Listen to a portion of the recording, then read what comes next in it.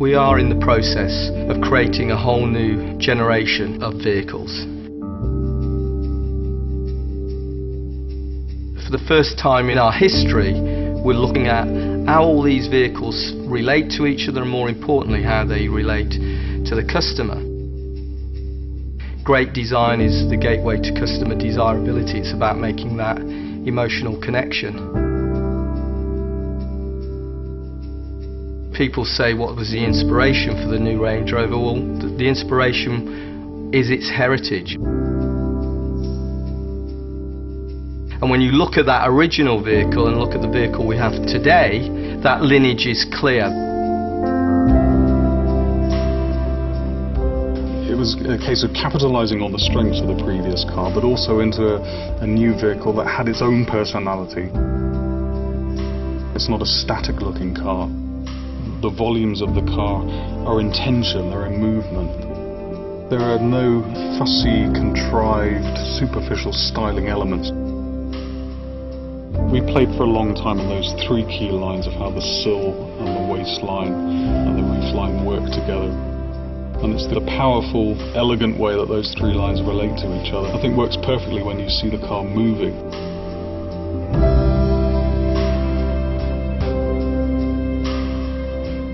When you go to the interior, you open the door and you look into it. It is unmistakably a Range Rover. Those classic elements are there, the strong horizontal emphasis of the main fascia moulding intersected by this vertical console. There's far less switches than the current vehicle. You soon start to see that this is a true luxury experience. The new Range Rover's leather is sourced from a company called Bridge of Wear in Scotland. They're the only leather supplier in the world that produces low carbon leather. We have semi-aniline leather on our seats, very soft, very supple to hand. Veneering is a very traditional process. All of our wood is from sustainable forests. We still have traditional craftsmen that have been doing the job all of their lives. But we're using that now in combination with new processes.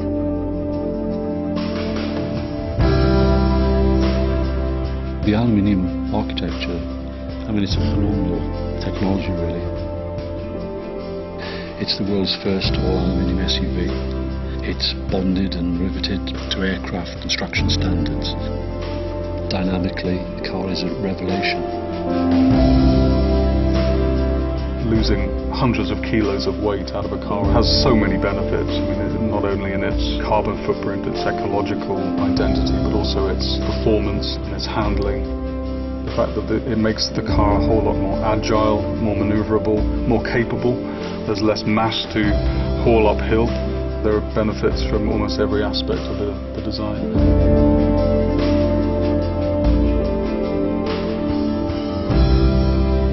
The aluminium then inspired us further in terms of visually lightening the interior design of the car. The panoramic roof is going to flood the interior with light, enhancing the feeling of cleanliness of the interior. I'm really pleased with the way that the design has evolved but still maintained that very clear Range Roverness. That's the best bit, I think.